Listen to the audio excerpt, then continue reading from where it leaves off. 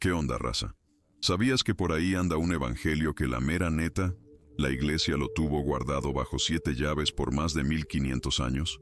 Un escrito que trae las palabras más secretas y que, aguas, son tan revolucionarias que Jesús las soltó y las autoridades religiosas, ni tardas ni perezosas, decidieron sepultarlas para siempre, como si fuera un cadáver incómodo. No es un evangelio cualquiera, no, señor. Es el evangelio de Tomé, y lo que estás a punto de descubrir te va a voltear la tortilla, te va a cambiar el chip por completo sobre el cristianismo, la espiritualidad y el verdadero mensaje que el Nazareno, o sea, Jesús, le quiso aventar a la humanidad. Por siglos, millones de almas anduvieron perdidas, sin saber de estas enseñanzas que les pudieron haber dado un giro machín a sus vidas, de esas que ni te imaginas. Échale coco un ratito. ¿Y si todo lo que creías saber del Jesús y sus rollos nomás era la puntita del iceberg, una cachito de la neta completa? Piensa que había palabras tan clavadas, tan reveladoras y que te movían tanto el tapete, que las borraron a propósito de los textos sagrados que nos recetan hoy. El Evangelio de Tomé no es cualquier papel viejo perdido por ahí, no. Es la llave maestra para que entiendas la espiritualidad de otra forma, donde cada vato, cada persona, tiene el chance de llegarle a la misma iluminación que le cayó a Jesús. Estas palabras secretas no te hablan de una salvación de afuerita, de esas que te caen del cielo, sino de una fuerza, un poder que traemos por dentro, pero que casi nadie se la sabe. La bronca, o mejor dicho, el chismecito, que te voy a contar, arrancó en diciembre del 45. Un campesino egipcio de nombre Mohamed Ali Zaman se topó con un hallazgo que le iba a mover el tapete, y feo, a todo el cristianismo de hueso colorado.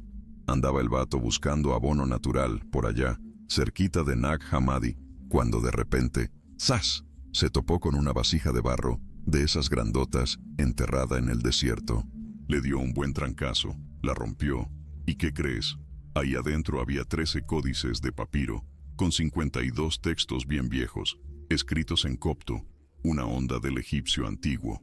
Entre esos tesoros que andaban extraviados, ahí estaba el Evangelio de Tomé, un papelón que llevaba más de 1500 años escondido, guardando las palabras más íntimas y secretas que Jesús les soltó a sus cuates más pegados. Lo que hace que este Evangelio de Tomé sea la neta, no es nomás lo viejísimo que está, sino el contenido que trae, que es una bomba.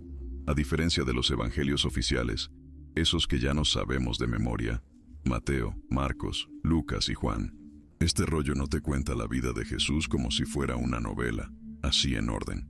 Al contrario, te avienta 114 dichos, como si fueran sentencias, palabras que dicen que son directitas de Jesús, sin tanto choro de contexto, sin parábolas para explicar, nomás las enseñanzas puras y a la yugular de la experiencia espiritual. Cada dicho es como una semillita de sabiduría que, si de verdad le agarras la onda, tiene el poder de cambiarte el chip completo, de volarte la cabeza, a quien lo entienda. Los que le saben a esto, los meros estudiosos, dicen que este evangelio se escribió entre los años 60 y 140 después de Cristo. O sea, es de los más viejos que hay, y podría ser de los primeros registros de lo que Jesús enseñó. Algunas investigaciones apuntan que ciertos dichos de este rollo podrían ser hasta más antiguos que los que ya conocemos en los evangelios oficiales. Eso quiere decir que, a lo mejor, estamos echándole un ojo a las palabras de Jesús en su versión más pura, sin tanto arreglo, sin tanto cambio, sin la manita de gato que le metieron en los primeros siglos del cristianismo. Pero aquí viene el meollo del asunto, una pregunta que te va a dejar pensando. Si este evangelio trae enseñanzas tan viejas y tan auténticas del mismísimo Jesús, ¿por qué demonios no está en la Biblia que nos venden? ¿Por qué lo sacaron del canon bíblico y lo tuvieron escondido por tanto tiempo, como un secreto de Estado? La respuesta a estas interrogantes nos mete de lleno a un chismecito de esos buenos, de los más fascinantes y polémicos de la historia del cristianismo antiguo. Una historia de poder a lo grande, de control a ultranza y de cómo le pusieron un candado a la información. A saberes que pudieron haberle dado la vuelta a la espiritualidad de Occidente. Si este rollo te está cayendo el 20 y no quieres perderte ni un solo video donde le rascamos a estos misterios escondidos de la historia y la espiritualidad, no le pienses. Suscríbete al canal y actívale a la campanita de notificaciones. Tenemos un montón de secretos más para sacar a la luz que, de seguro, te van a abrir el panorama y te harán ver el mundo con otros ojos. Para agarrarle bien la onda al trancazo que significó el Evangelio de Tomé, hay que echarnos un viaje a los primeros siglos del cristianismo, una época donde la fe andaba a todo lo que da. Había de todo en cuanto a doctrinas y, poco a poco, la Iglesia se fue armando como institución. En esos primeros 300 años después de que Jesús se nos fue, el cristianismo no era ese monstruo unificado que conocemos ahora. Había decenas de grupos cristianos, cada uno con su propia interpretación de lo que Jesús había dicho, sus propios textos sagrados y hasta sus propias formas de echarle ganas a lo espiritual. Esta variedad no se veía mal. Al contrario, era la riqueza y lo profundo del mensaje cristiano original.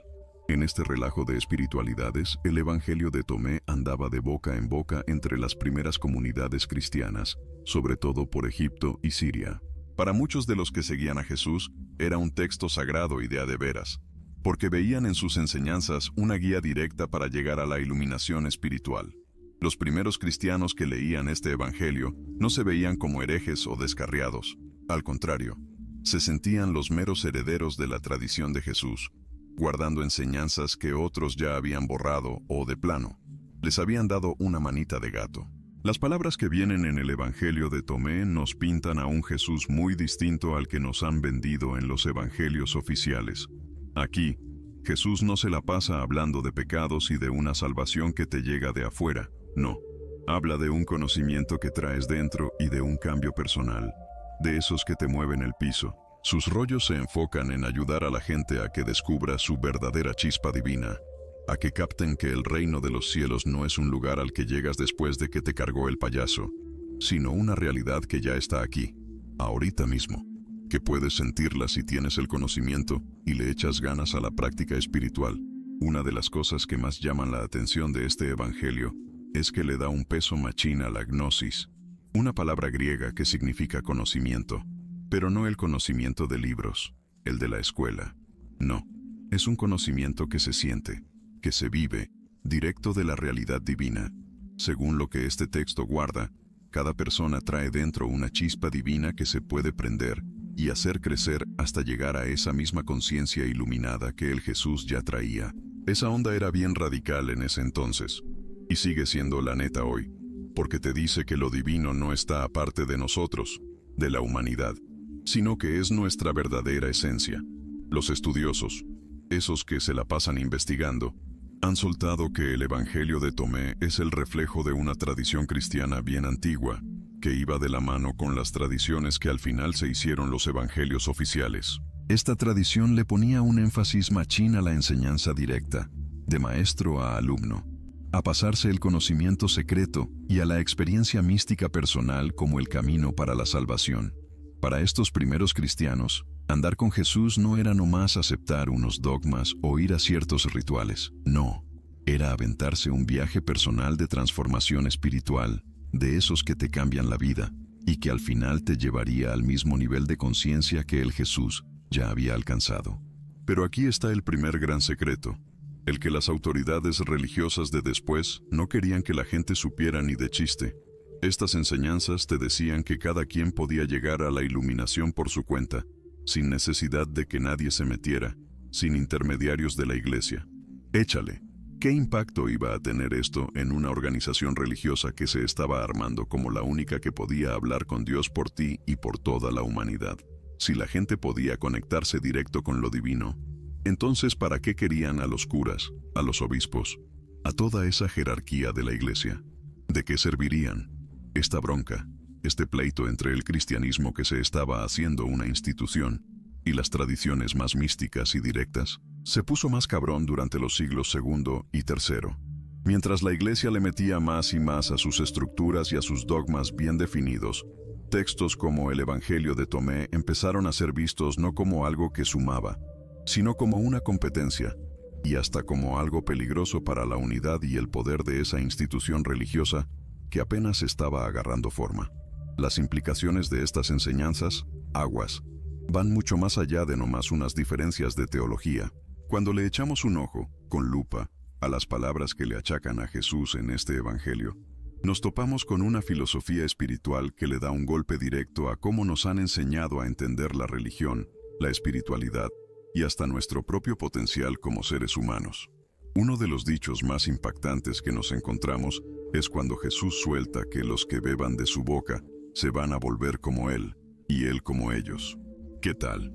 Esto no es nomás una metáfora a la y se va.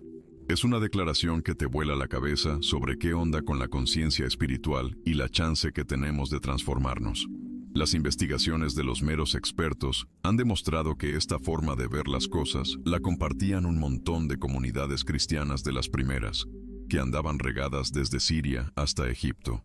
Estos grupos, a los que ahora los historiadores les dicen cristianos gnósticos, no veían a Jesús como el que se sacrificó por los pecados de todos. No. Lo veían como un maestro bien iluminado que había llegado para despertar a los demás a su propia chispa divina. Para ellos, la crucifixión no era el evento principal del mensaje cristiano. Para nada. Lo mero bueno era la transmisión de un conocimiento secreto que te podía sacar de la ignorancia espiritual y llevarte a la misma iluminación que el Jesús ya traía. Este evangelio trae enseñanzas que le pegan directo a esas preguntas que la humanidad se ha estado haciendo desde hace milenios, las de cajón. ¿De dónde venimos en realidad? ¿Qué tan lejos podemos llegar como seres conscientes? ¿Qué onda con eso de que fuimos creados a imagen de Dios? Las respuestas que te encuentras aquí son tan de fondo que, neta, te podrían cambiar la vida entera. Jesús habla de un rollo de unidad con el Padre que no era nomás para Él, sino que es el destino natural de toda la raza humana. Habla de un reino que no anda por el cielo o debajo de la tierra, no, está extendido aquí, sobre la tierra, pero que no lo ve la gente que no ha desarrollado el ojo, la percepción correcta. Si te picó la curiosidad con estas revelaciones y quieres clavarle más el diente a estos misterios que han estado guardados por tanto tiempo, te invito a que le entres a este canal, te suscribas y le des a la campanita de notificaciones. Apenas le estamos rascando a lo profundo de estos textos viejísimos. Y en los próximos videos vamos a destapar secretos todavía más cañones sobre las enseñanzas originales de Jesús, esos que las autoridades religiosas de plano no querían que nadie supiera. No te pierdas estas revelaciones que te pueden cambiar por completo la forma de ver la espiritualidad. Órale.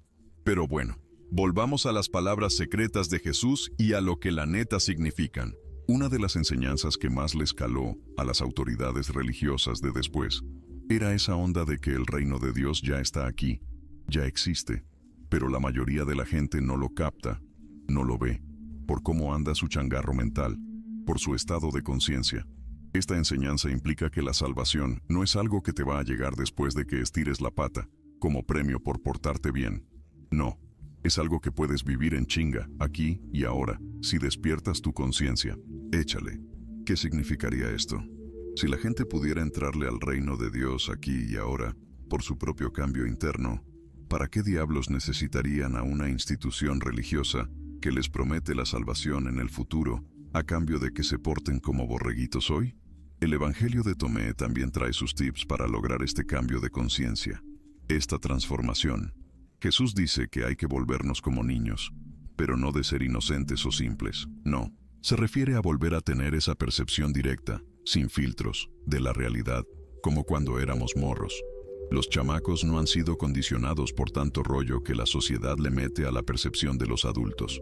Ellos ven el mundo con ojos frescos, sin esos filtros de expectativas y prejuicios que poco a poco nos van apagando la visión natural. Estudios de los que de verdad le saben han soltado que estas enseñanzas sobre la conciencia como de niño tienen un parecido machín con otras tradiciones místicas, como el taoísmo chino y algunas ondas del hinduismo.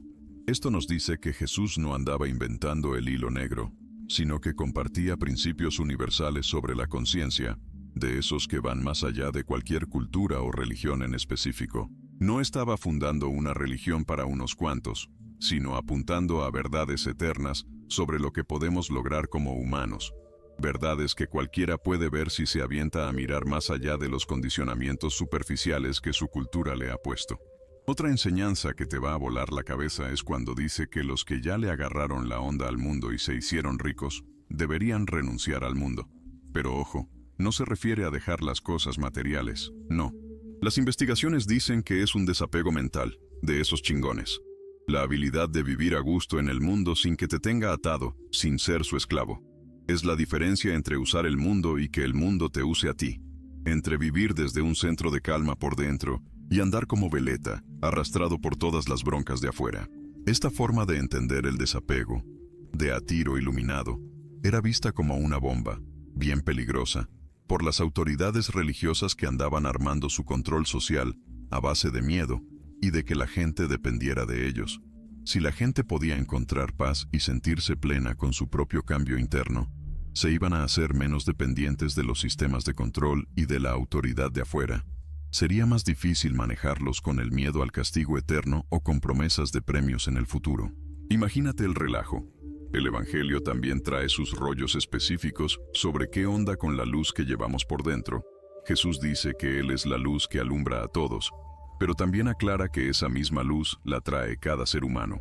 La diferencia entre Él y los demás no es que Él tuviera algo que los otros no, sino que Él sí le agarró la onda y sacó todo lo que todos traemos potencialmente. Esta es quizá la enseñanza más cabrona de todas, que la diferencia entre Jesús y la gente común no es de esencia, no, sino de que Él sí lo logró, Él sí lo manifestó. Las implicaciones de entender esta luz interior eran tan revolucionarias que, en chinga, uno entiende por qué a ciertos grupos de poder les dio la chiripiorca y se sintieron amenazados. Si cada quien trae la misma esencia divina que Jesús nomás reconoció y sacó a flote más a fondo, entonces toda esa jerarquía de la iglesia, de mediación religiosa, ya no servía para nada. No se necesitan intermediarios especiales entre uno y lo divino. ¿Para qué? No hacen falta instituciones complicadas para que te administren la salvación. No se ocupan curas ungidos para que te digan qué quiere Dios. Cada persona se vuelve su propio templo, su propio sacerdote, su propio camino directo para llegarle a la realización espiritual. Así de fácil. Las investigaciones de los meros picudos han demostrado que esta idea de autorrealización directa ya se cocinaba en varias tradiciones místicas del mundo antiguo, pero no la soltaban así nomás a todo el mundo, porque traía unas implicaciones sociales que ponían en jaque el orden. Los misterios eleusinos en Grecia, algunas ondas del judaísmo esotérico y las tradiciones órficas traían rollos parecidos, pero casi siempre eran para unos cuantos, para iniciados bien seleccionados que ya habían demostrado que estaban listos de la cabeza y que eran discretos, que no andaban de chismosos.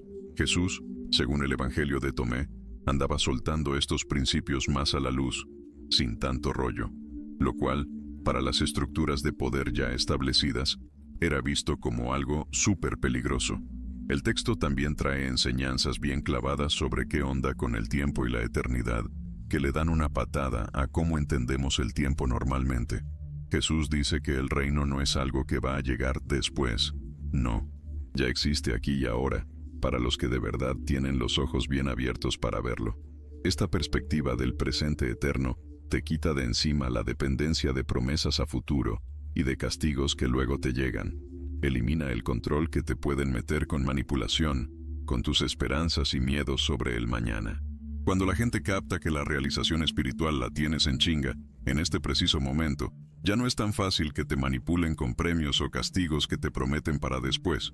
Estudios de esos que no andan con rodeos sugieren que esta idea del presente eterno era un verdadero dolor de cabeza para las autoridades, porque le daba en la torre a uno de sus mecanismos más efectivos para controlar a la sociedad.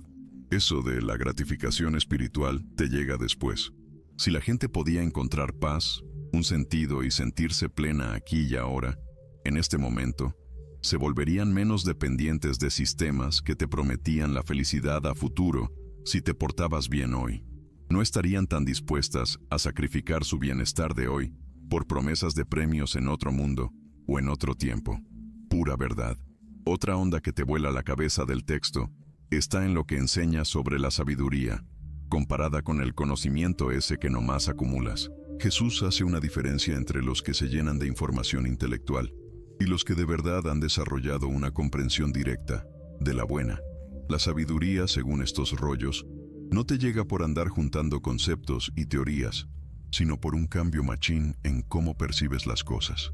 Es la diferencia entre saber de la luz y ser la luz. entre estudiar el agua y quitarte la sed, entre analizar el amor y amar de verdad, con todo. Esta distinción era vista como una amenaza por las instituciones educativas y religiosas que basaban su poder en controlar la información y en cómo interpretaban los textos sagrados, ellos solitos. Si la sabiduría de a de veras viene de un cambio interno directo y no de andar en la universidad, entonces los meros expertos en textos y los intérpretes oficiales perdían su trono, su lugar privilegiado como los únicos que podían decirte qué onda con el conocimiento espiritual.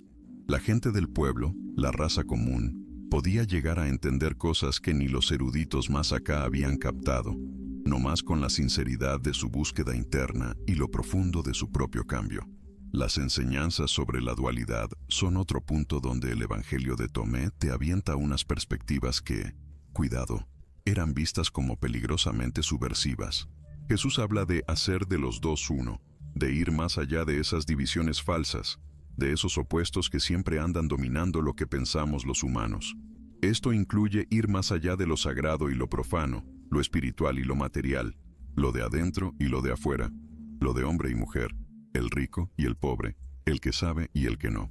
Cuando estas divisiones se ven como puros rollos mentales y no como verdades absolutas, ahí es donde toda la estructura social, con sus jerarquías y separaciones, empieza a tambalearse y a ser cuestionada.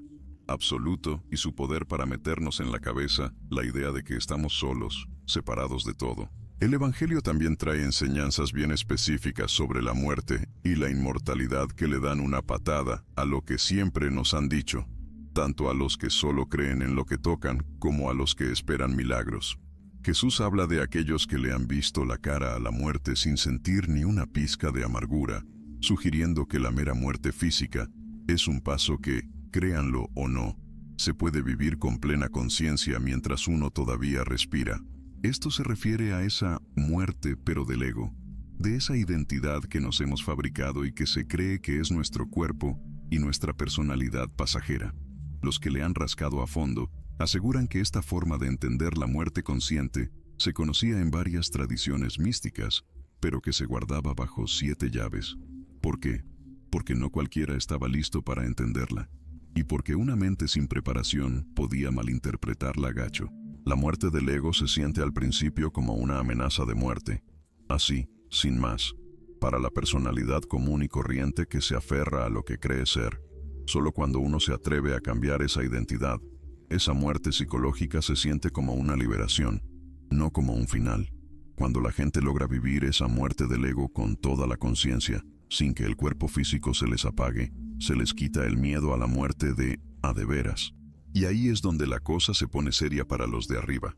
Se vuelven más difíciles de manipular, porque el miedo a la muerte, que es el gancho más fuerte para que la gente se porte bien y siga las reglas, ya no les hace mella. Ya no se tragan las promesas de inmortalidad que les venden las iglesias, porque ellos mismos ya comprobaron que lo que realmente son va más allá de nacer y morir. Especialistas en estudios bíblicos han notado que el Evangelio presenta una forma particular de entender el tiempo y la eternidad, que contrasta un montón con las ideas lineales que dominan el pensamiento occidental. Jesús habla del reino de los cielos como algo que ya está aquí, presente, no como una promesa a futuro. Sugiere que la transformación espiritual ocurre en una dimensión sin tiempo, siempre disponible para los que abren los ojos. Esta visión de un presente eterno le da en la torre a las estructuras de poder que dependen de mantener a la gente con la mira puesta en recompensas futuras a cambio de obediencia ahorita. Cuando la gente descubre que la plenitud espiritual está disponible en este preciso momento, se vuelven menos susceptibles a las manipulaciones que prometen salvación o amenazan con castigos eternos. Las enseñanzas sobre el presente eterno también destapan una comprensión bien sofisticada de la conciencia, que va más allá de cómo pensamos normalmente. Las investigaciones indican que esta visión era conocida en varias tradiciones contemplativas, pero se reservaba para los practicantes más avanzados porque exige un cambio de fondo en cómo la mente procesa la experiencia. El pensamiento común y corriente funciona comparando el pasado, el presente y el futuro sin parar, creando una sensación de movimiento temporal que mantiene a la mente en una búsqueda perpetua. La conciencia del presente eterno permite experimentar la completitud que existe más allá del tiempo psicológico. lo que naturalmente le baja a la ansiedad y la desesperación que alimentan tantas dependencias institucionales. El Evangelio también trae referencias específicas sobre la verdadera naturaleza del conocimiento, haciendo una distinción clara entre la información que se acumula y la sabiduría que te llega de golpe. Jesús habla de aquellos que han encontrado la interpretación de las palabras secretas y no gustarán la muerte, sugiriendo que hay un tipo de entendimiento que va más allá de cualquier concepto. Este conocimiento directo no se puede transmitir con palabras o símbolos, aunque las palabras pueden servir de señalamiento para llegar a esa experiencia. Los estudios sugieren que esta diferencia entre conocimiento conceptual y sabiduría directa era clave en las enseñanzas originales, pero se fue perdiendo poco a poco cuando las tradiciones se hicieron institucionales y empezaron a darle más peso a la doctrina que a la experiencia. La sabiduría directa brota solita cuando la mente se calla por completo y se vuelve receptiva, dejando que la realidad se muestre sin la bronca de los conceptos que ya traíamos cargando. Este tipo de conocimiento no lo pueden controlar ni monopolizar las instituciones, porque nace únicamente de la receptividad de cada quien y no depende de autoridades de fuera. Cuando la gente logra acceder a esa sabiduría directa, se vuelven naturalmente menos dependientes de las interpretaciones oficiales de la realidad y más capaces de discernir por sí mismos qué es verdad y qué les conviene. Esto representa una amenaza fundamental para cualquier sistema que necesite mantener a la gente en una dependencia intelectual o espiritual. Las evidencias históricas revelan que las enseñanzas traían instrucciones específicas sobre cómo cultivar estados de conciencia que permitieran acceder a esa sabiduría directa. Estas instrucciones incluían prácticas de atención sostenida, contemplación silenciosa y formas específicas de autoindagación que poco a poco disolvían las identificaciones limitantes que mantienen la conciencia encerrada en patrones habituales de percepción. Sin embargo, estas prácticas exigían una dedicación de aquellas y no se podían hacer a la ligera como si fueran un ritual más. Debían emprenderse con una sinceridad total y la disposición de enfrentar todo lo que surgiera en la conciencia sin resistencia ni juicio. Las prácticas contemplativas descritas en el Evangelio también exigían una comprensión madura de la diferencia entre supresión y trascendencia. Muchas tradiciones espirituales han malinterpretado las enseñanzas sobre la trascendencia del ego como instrucciones para suprimir o negar aspectos de la experiencia humana. El Evangelio sugiere un enfoque más sutil que implica reconocer por completo todos los contenidos de la conciencia, mientras se mantiene una identidad que no está limitada por ningún contenido en particular. Esto permite una integración genuina de toda la experiencia humana dentro de una comprensión expandida de la identidad. Las investigaciones indican que esta forma de entender la integración trascendente era particularmente relevante para temas de sexualidad, emociones intensas y otros aspectos de la experiencia humana que con frecuencia han sido demonizados por tradiciones religiosas represivas. El Evangelio sugiere que estos aspectos de la experiencia pueden ser completamente honrados y vividos sin crear una identificación limitante, permitiendo una espiritualidad que abarque la totalidad de la vida humana, en lugar de exigir su negación o supresión. Esta perspectiva integrativa era especialmente amenazante para sistemas religiosos que dependían de generar culpa y represión sexual como mecanismos de control. El texto también destapa una comprensión particular de la relación entre el individuo y la comunidad, que va más allá tanto del individualismo egoísta como del colectivismo represivo.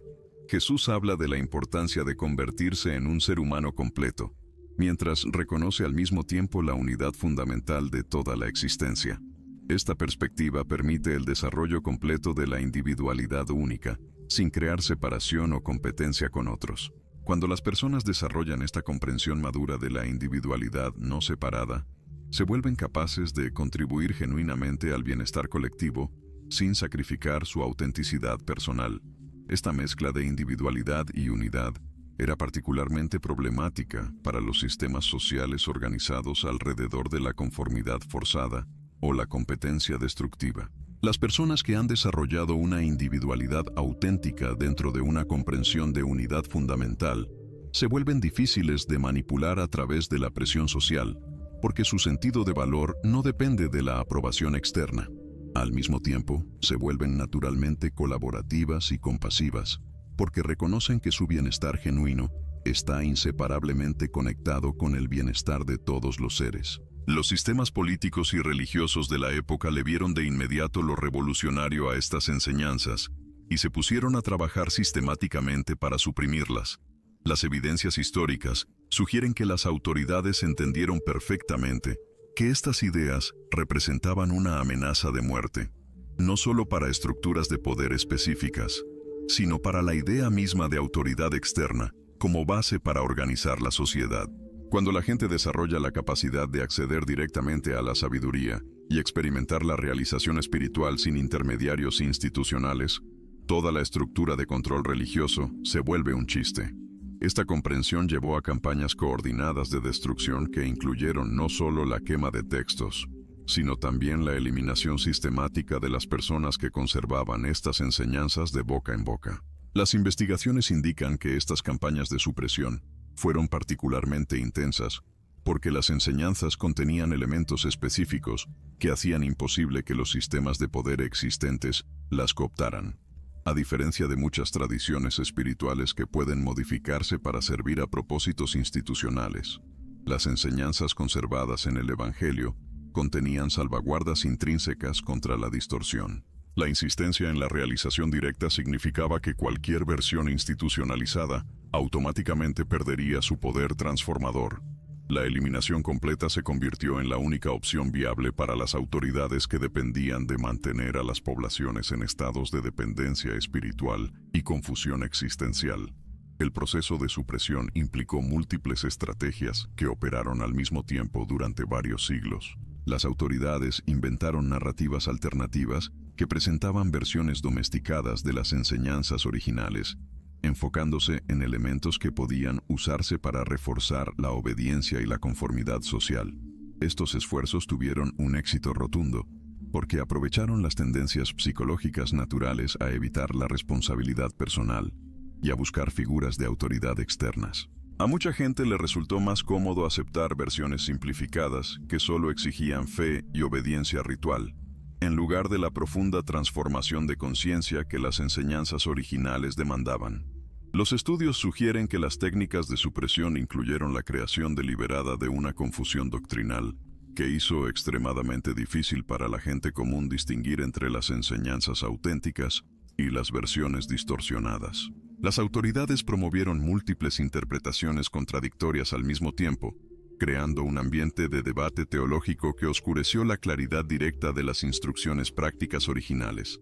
Esta estrategia fue particularmente efectiva porque aprovechó la tendencia intelectual a la complicación y el debate como sustitutos de la práctica directa y la realización personal. La supresión también implicó la institucionalización sistemática de prácticas que originalmente se habían desarrollado para la liberación personal.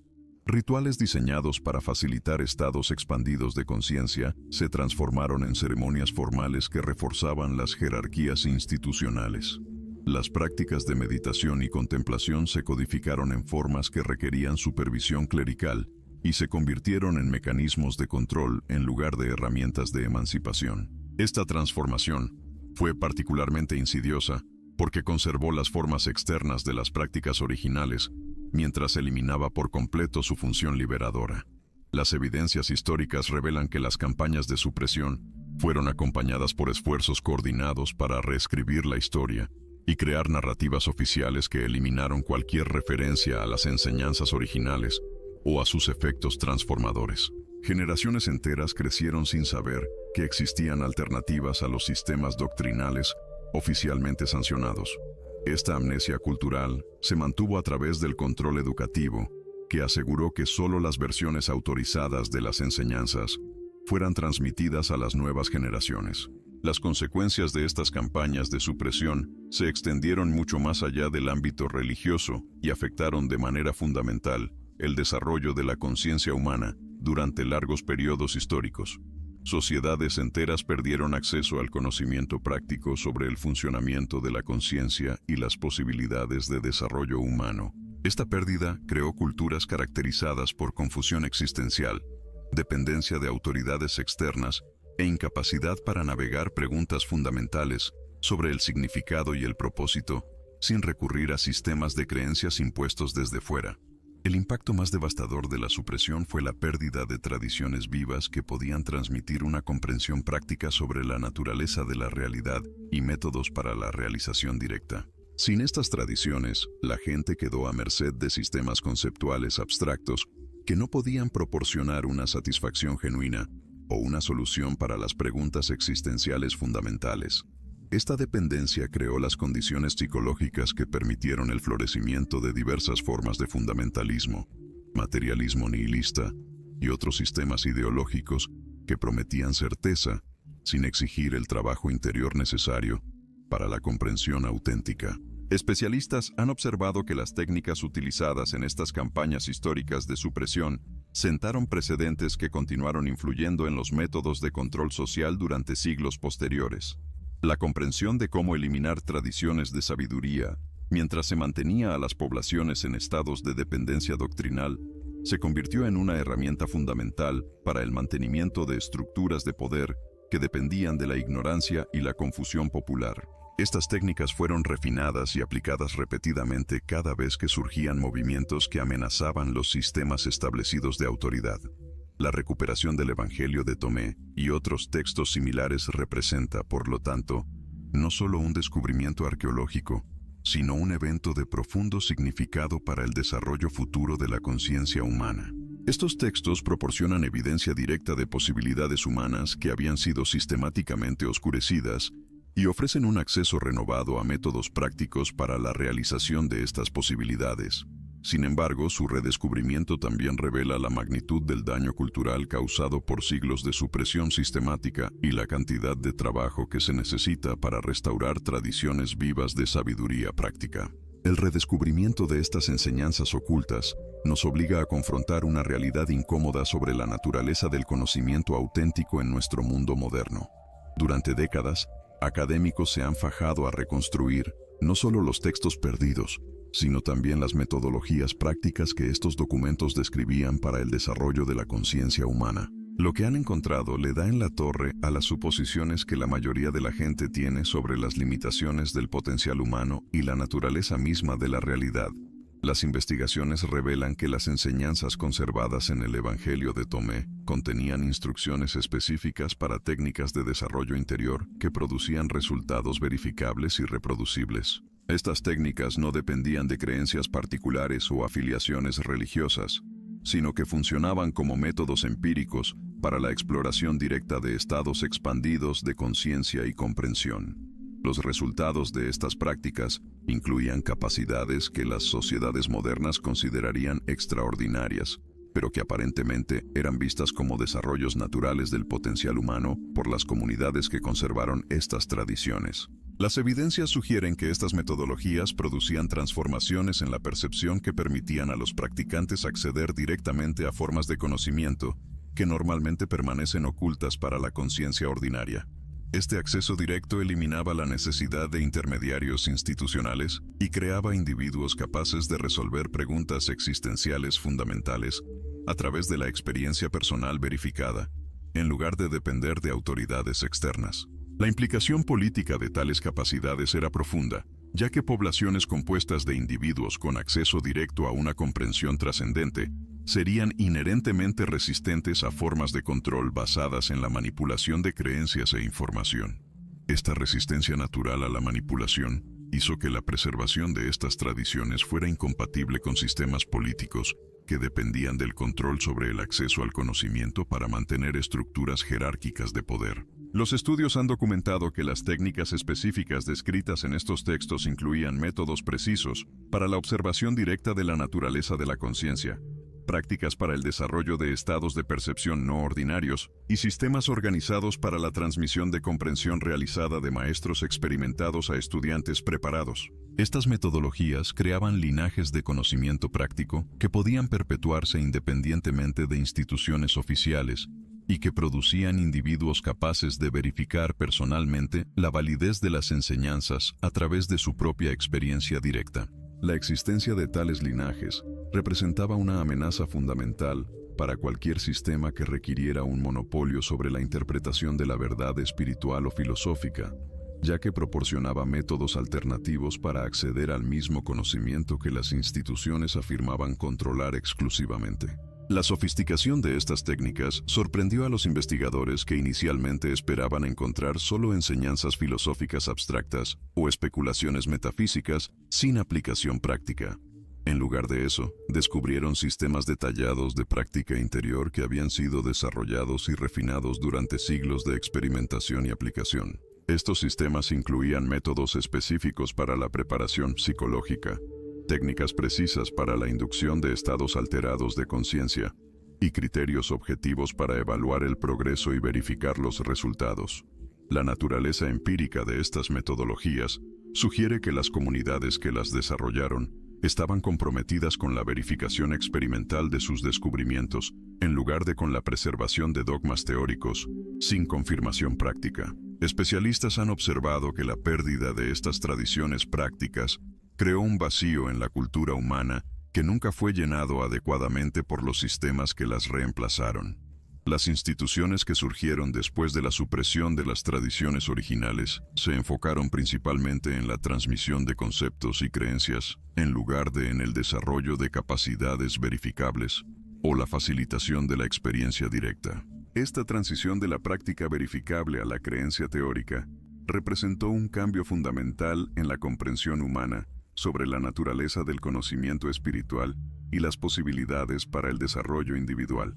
Las consecuencias de esta transición incluyeron la pérdida gradual de métodos efectivos para la resolución de problemas existenciales fundamentales y el desarrollo de culturas caracterizadas por una incertidumbre crónica. Te preguntas sobre el sentido y el propósito de todo este rollo. Las investigaciones que se están haciendo hoy en día sobre esos textos recién desenterrados ya andan soltando detalles de cómo es que funcionaban estas metodologías antiguas en la práctica. Los legajos describen procesos bien armados para una limpia de la percepción, que permitía a los practicantes distinguir entre las pajas mentales y lo que era la neta, la realidad pura. Incluían técnicas para desarrollar estados de concentración tan profundos que facilitaban el acceso a niveles de conciencia a los que uno normalmente ni se asoma en el día a día. También traían instrucciones para observar, de primera mano, cómo es que el chip individual se conecta con la conciencia universal, dando un entendimiento de carne y hueso sobre la naturaleza fundamental de la identidad y la existencia. Pero quizá lo más chingón de estos hallazgos es que revelan que las capacidades que se describen en esos textos viejos no eran vistas como sobrenaturales o milagrosas por las comunidades que las echaron a andar. Al contrario, las entendían como desarrollos bien naturales del potencial humano, algo que se podía cultivar metiendo mano de forma sistemática con las técnicas adecuadas. Esta perspectiva, que ve lo extraordinario como algo natural, sugiere que las limitaciones que las sociedades modernas consideran normales para el funcionamiento humano podrían ser en gran parte puro cuento, o sea, artificiales, y el resultado de habernos echado al olvido cómo desarrollar ese potencial que traemos dormido. Los archivos que se han salvado nos indican que las comunidades que le daban vuelo a estas tradiciones desarrollaron sistemas de entrenamiento bien pulidos, capaces de guiar a la gente desde estados de conciencia comunes y corrientes hasta entendimientos profundos sobre la neta de la realidad y lo que podemos dar como humanos. Estos sistemas incluían métodos para identificar a los buenos candidatos para el entrenamiento pesado, técnicas para ir preparando la mente, poco a poquito, para aguantar experiencias bien fuertes, y protocolos para meter todo lo aprendido a la vida diaria, al día a día. La existencia de tales sistemas nos sugiere que esas comunidades antiguas tenían un entendimiento bien cabrón de cómo funciona la mente en el desarrollo espiritual y habían armado métodos efectivos para lograr transformaciones de verdad en la conciencia humana. Las broncas que traen estos descubrimientos para entender lo que podemos hacer los humanos hoy son de peso, son algo serio. Si las capacidades que se describen en estos textos de verdad representan posibilidades naturales del desarrollo humano que fueron suprimidas a propósito, y no es que se hayan perdido nomás porque sí, entonces el desenterrar estas tradiciones podría desatar un revolcón en cómo entendemos la conciencia humana y las posibilidades para la evolución, tanto individual como de la comunidad. Esta visión sugiere que muchas de las broncas existenciales que nos cargamos hoy en día se podrían arreglar si volvemos a desenterrar esos métodos antiguos para desarrollar capacidades inherentes que permanecen latentes en la mayoría de la gente hoy. Sin embargo, meter todo este rollo en las culturas de hoy, eso sí que trae desafíos significativos, y de los grandes, que van mucho más allá de nomás traducir los textos viejos o de copiar lo que hacían antes. Las sociedades contemporáneas están armadas de tal forma que ya dan por hecho que el potencial humano tiene sus límites bien marcados, y la verdad, le dan bien poco apoyo a la gente que desarrolla capacidades que se van más allá de esos límites que ya se asumieron.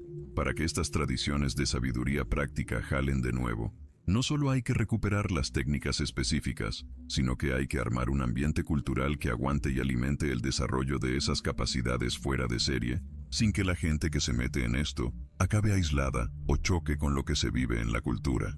Los estudios, si les hacemos caso, sugieren que para que esta integración jale chido en los contextos modernos, se necesita entender a fondo tanto las metodologías originales como las broncas psicológicas y sociales que se viven en nuestras culturas de hoy.